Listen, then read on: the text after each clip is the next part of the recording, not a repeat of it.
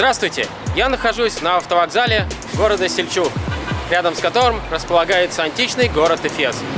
А направляюсь я на туристическое побережье Турции, так облюбованное русскими туристами, по городам Бодрум, Мармарис, Хетки и Анталия.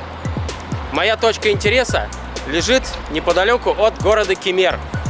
Там находится гора Химера, которая извергает языки пламени. Именно ее-то я и хочу посмотреть. На автовокзале у офиса авиакомпании выставлен представитель малой авиации самолет Сиат-223 Фламинго. Вот было бы здорово отправиться на юг страны именно на нем, чтобы с высоты птичьего полета полюбоваться прекрасными пейзажами Турции.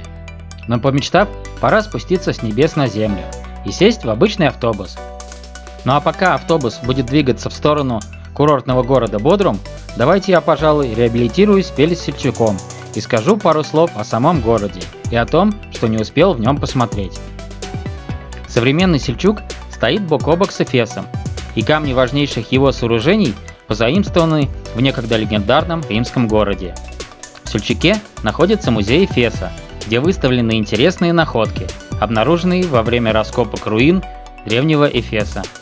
Здесь можно посмотреть на предметы античной поры, от украшений до кухонных горшков и стеклянной посуды. Особенно любопытна впечатляющая коллекция скульптур многогрудых и широкобедрых Артемид, воплощающих собой плодородие. Самую высокую точку Сельчука венчает средневековая крепость, но, к сожалению, на момент моего пребывания в городе она была закрыта для посещения. Рядом с крепостью находятся руины одной из главных святынь христианства – базилики святого Иоанна. Трудно представить, что некогда она по размерам и великолепию не уступала Стамбульскому собору Святой Софии. Ну что ж, прибыл я в Бодрум и первым делом отправился на пляж. Но не мог пройти мимо Марины и полюбоваться на свои любимые яхты.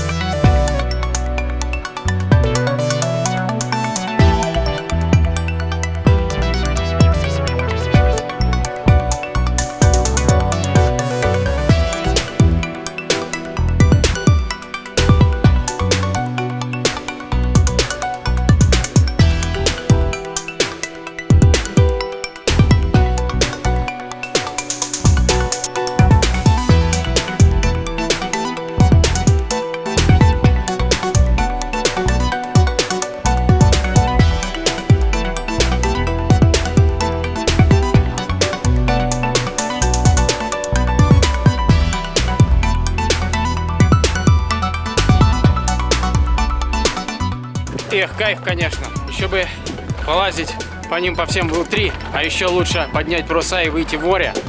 Вот это было бы здорово. Бодрум – самый тусовочный курорт Турции, столица ночной жизни страны, с рекордной плотностью баров, ночных клубов, ресторанов и дискотек на 1 квадратный километр.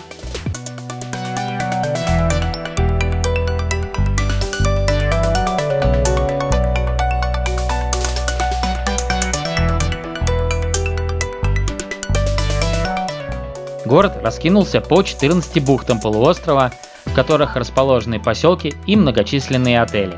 В отличие от большинства турецких курортов, сюда едут в основном любители активного отдыха и веселых тусовок. Нынешний Бодрум стоит на месте древнего города Галикарнаса, где находился знаменитый Галикарнасский мавзолей, одно из 7 чудес света. Но, к великому сожалению, мавзолей был разрушен землетрясением еще в средние века, а то, что от него осталось, сегодня можно увидеть только в Британском музее в Лондоне. Тем не менее, город еще хранит многовековые свидетельства древних цивилизаций в старой части города, которые соседствуют с архитектурой современности. Неотъемлемым атрибутом всех курортных городков являются уличные базары. В данном случае в Бодруме, но расположен прямо на пляже. И вечером здесь просто кишит людьми и не протолкнуться. Сейчас утро, и народу не так много.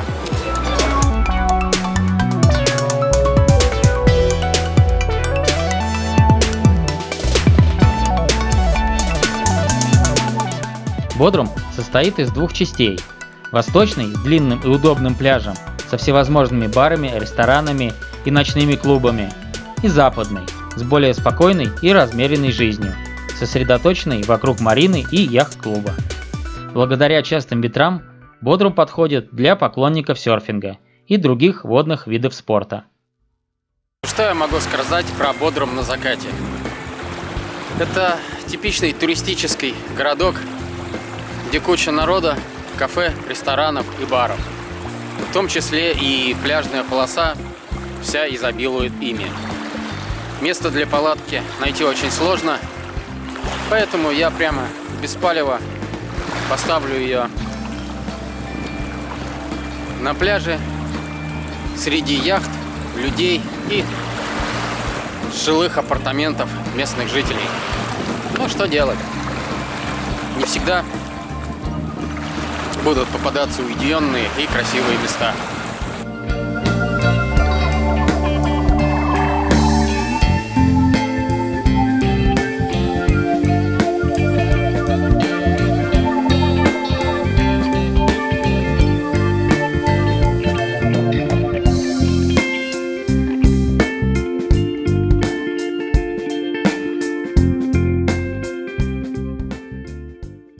Доброе утро! Снова начинается день, и машины туда-сюда. Если солнцу вставать не лень, значит нам тоже ерунда. Виктор Робертович Цой. И действительно, солнце встало, я уже тоже, и пора отправляться дальше, по южному побережью Турции в сторону Анталии. Моим пунктом назначения сегодня будет город Фетхия. Вперед! Прямого автобусного сообщения между Бодрумом и Фетхией не существует, поэтому мой путь сперва лежал в город Мугла, который в отличие от одноименной провинции не является курортным, и делать здесь попросту нечего, разве что просто побродить по тесным улицам со множеством лавчонок, трактиров и магазинов. Пересев на главной площади города на автобус до Фетхии, я продолжил свое путешествие по южному побережью Турции.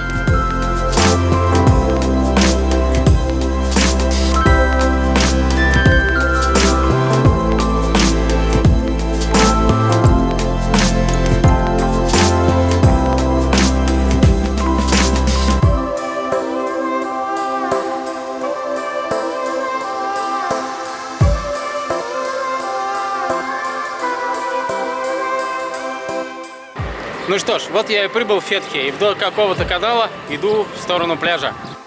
На побережье Средиземного моря, у подножия прокрытых лесами турецких гор, расположился древний город Солнца – живописный Фетхия.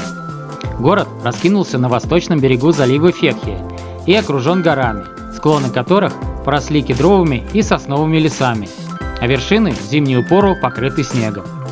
Выступающий в море мыс и дюжина островов, рассыпанных в заливе, словно жемчужины, окружают Фетхия, придавая его побережью милый уют и обеспечивая отличное укрытие для яхт. С пляжами Фетхии дела обстоят не так хорошо, и непосредственно в городской черте курорта пляжи отсутствуют вовсе. Можно, конечно, искупаться и позагорать в прибрежной зоне самого Фетхии, но, увы, местную акваторию нельзя назвать экологически безупречной. Обновлению морской воды у этого уголка побережья препятствуют ограждающие его участки суши, песчаный мыс и острова, расположенные в заливе Фетхия. Отсутствие пляжной полосы в черте города немного компенсирует большой и достаточно красивый парк имени героя Фетхии Бея, известного турецкого летчика, который задумал совершить первый дальний перелет из Стамбула в Каир, но потерпел крушение и получил звание первого героя ВВС Турции. На территории парка расположены многочисленные зоны отдыха для детей и взрослых. Здесь много деревьев, зеленых газонов, скамеек, шезлонгов с видом на залив, прогулочных и велосипедных дорожек, а также специально отведенных зон для пикника. Вся территория парка украшена оригинальными скульптурными композициями, от любимых детьми смурфиков до гигантских улиток, бумажных корабликов и ветряных мельниц.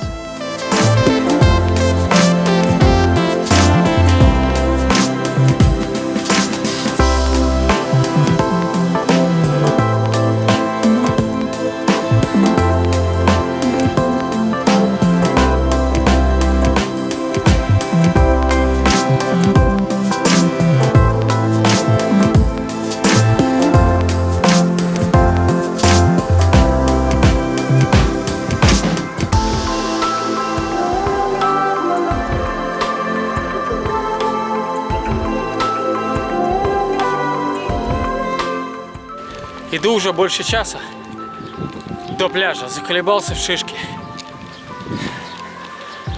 Но на набережной зато парк есть, довольно красивый, ухоженный. Хотя бы его посмотрел, не так обидно. Но вода что-то мне совсем не нравится, очень грязная. Там, где я уже прошел.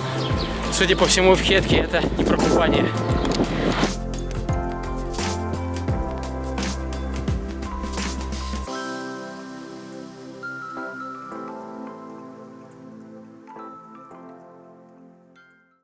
Пляж я все-таки нашел. Первым делом искупался. И сейчас завариваю себе дошик. А пока он запаривается, первый раз за 2 месяца решил побаловать себя чипсами. Надо сказать, что место с одной стороны атмосферное. Кругом горы, красивая набережная, парк замечательный. Но вода цвета русского болота. Ну и попахивает соответствующе. Да. С морем ставим минусик. Но остальном вроде все нормально, не считая 6-7 километров, которые я протопал с рюкзаком, чтобы добраться до пляжа от автобусной станции. Но зато здесь, наверное, получится поставить палатку, и никто ночью не побеспокоит, будет довольно тихо, удастся выспаться. Вот такие они, трудовые будни кругосветного путешественника. После как я выразился трудовых буден путешественника, уже вечером наставало самое замечательное время, когда с плеч слезал тяжелый рюкзак, а вместе с ним медленно сползала накопившаяся за дневной переход усталость. Полуденная жара уступала место вечерней прохладе, и уже ничто не мешало наслаждаться закатом, провожая взглядом солнца за горизонт и прощаясь с ним до следующего утра.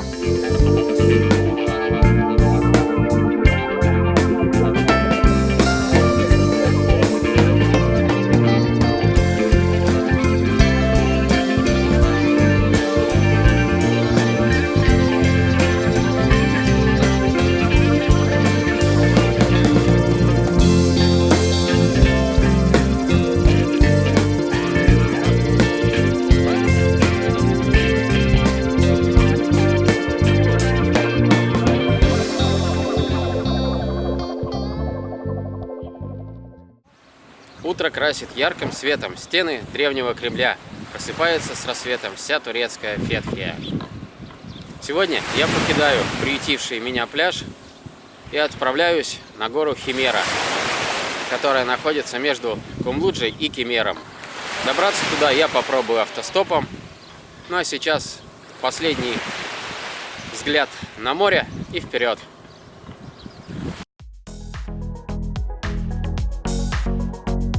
Совершив 5-километровый марш-бросок вдоль бескрайних полей, засеянных пшеницей, и редкими домами местных фермеров, в огородах которых я вдоволь налакомился шелковицей, я добрался от пляжа возле Фетхии до главной трассы на Анталию и поднял палец вверх. Но, к сожалению, турецкий бог автостопа в этот день снова отказался мне покровительствовать, и пришлось воспользоваться маршруткой. Отъехав немного от Фетхии, из окон автобуса я увидел ту самую открыточную Турцию, которую так ждал все это время.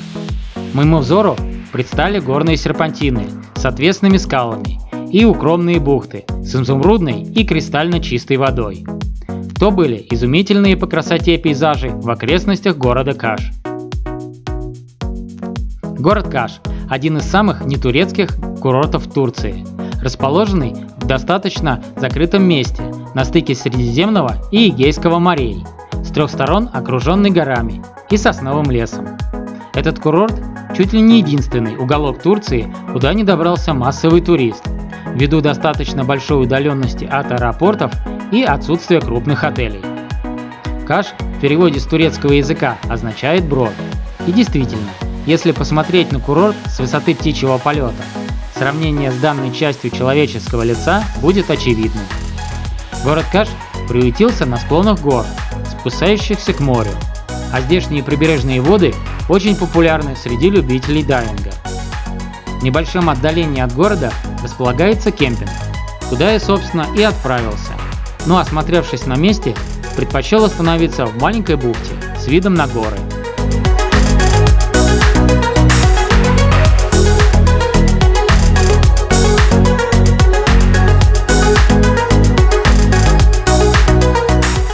Автостоп в Турции дается мне почему-то очень сложно. То ли местные жители уже устали от халявщиков на дороге, то ли дело во мне. Тем не менее, сегодня был один из неудачных дней. 3 часа я прождал под палящим солнцем, и когда время подошло к полудню и температура поднялась до 35 градусов, я счел нужным бросить эту затею и отправиться на автобусе, который благополучно довез меня до города Хэш, в котором я сейчас и нахожусь. И за полуденные мучения я был вознагражден красивейшей бухтой с кристально чистой водой.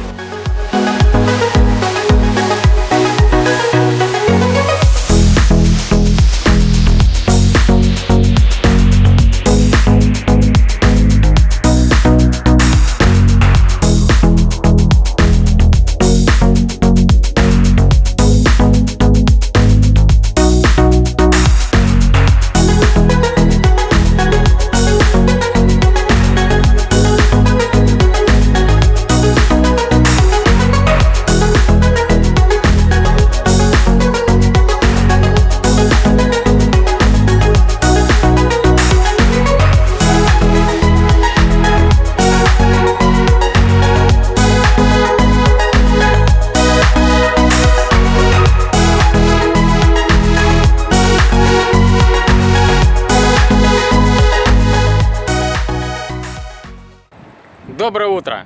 Если, конечно, утро субботы в турецком кемпинге можно назвать добрым. Всю ночь не спал. Ночью понаехали турки и галдели до самого утра, до криков петухов, часов до 5-6, наверное. Это просто трындец. Сейчас, конечно, все дрыхнут, но мне от этого не легче, мне-то надо идти дальше. Сил нет вообще. Сегодня надо искать какое-нибудь уединенное место под палатки и высыпаться как следует. Иначе под рюкзаком не выспавшимся особо не находишь. Особенно по горам. Ведь я собираюсь на гору Химера. Там придется попрыгать. И снова автобус вез меня по горному серпантину, спускаясь от трассы к поселку Чаралы, откуда я планировал начать свой подъем на Огненную гору по собственному маршруту. Гора Химера – необычная вершина возле турецкого поселка Чаралы, на склонах которой постоянно горит природный газ. Огненная гора сложена из серпентина или змеевика и считается самой мистической достопримечательностью Турции. Эта легендарная вершина была известна еще с древних времен. Именно она описана в Илиаде Гомера как место, где обитало ужасное чудовище. Уникальное природное явление, выход метана и его возгорание от статического электричества, происходит на горе на протяжении уже 1000 лет. Чудо горящей горы издавна привлекало внимание людей и породило множество легенд.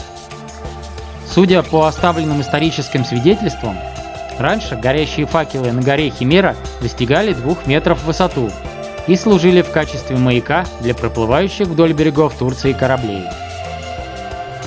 Согласно античному преданию, в древнем государстве Ликия, которое занимало территорию современной Анталии, произошла страшная беда. От связи великана Тифона и женщины-змеи Ехидны на свет появилось ужасное чудовище.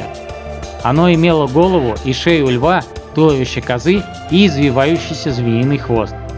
Из пасти Химеры извергались языки огня. Добрался я до национального парка в местечке Олимпос, который на Maps.me отмечен как заповедник. И сейчас пойду искать гору Химера. Посмотрю же, что же там за адское пламя вырывается из ее недр.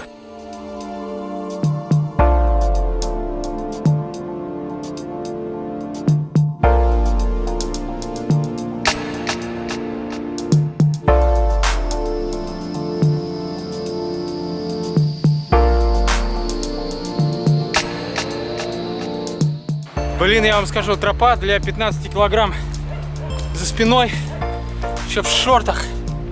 Что-то я не готов был, что будет настолько все жестко. Но это вообще жесть. Икру уже что-то подсвело.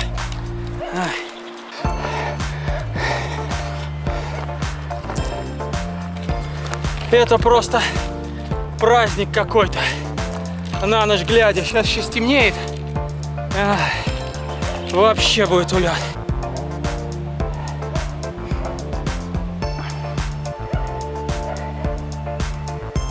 Да, ребят, это жесть какая-то. Сейчас чуть на змею не наступил. Гадюка, правда, небольшая, сантиметров 15. Но все равно капец как неприятно. Я в низких кроссовках, носках и без штанов. Заползла под камень отсюда. Блин, на этих склонах все одинаково. За тропу можно принять любое направление. Но вроде как есть что-то подобие туров, видимо, указывающих направление.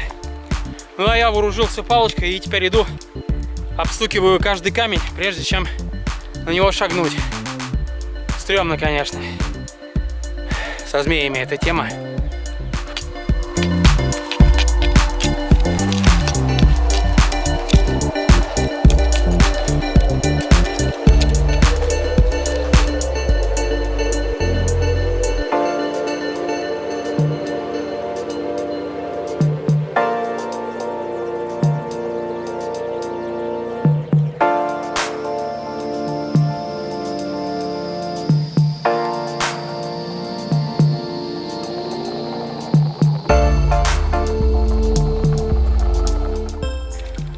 Еще чуть-чуть, и я поравняюсь вон с тем пиком напротив, который, надо сказать, не маленький.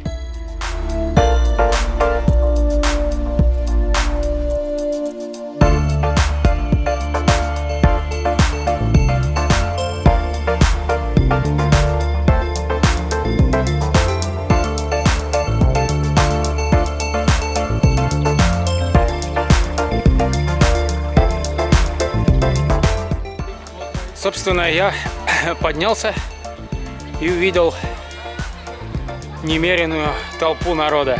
Но прикол в том, что я поднялся и спустился через горный хребет, а можно было подняться с пляжа совсем чуть-чуть. Ну вот он, этот священный огонь, или не священный, не знаю. Понятно, что с огнем никакой мистики нет. Природный газ, просачиваясь через горные породы из недр земли к ее поверхности, воспламеняется под действием статического электричества и горит подобно вечному огню в городах. Но раз он горит, значит это кому-нибудь нужно? Наблюдая за тем, как туристы готовят на огне еду, я подумал, что нужно это нам, как некий символ жизни, ведь без огня она невозможна. Быть может, подобно тому, как вечный огонь символизирует память, огонь на горе символизирует жизнь, дружбу и мир на всей планете. По крайней мере, мне бы хотелось так думать в моем кругосветном путешествии.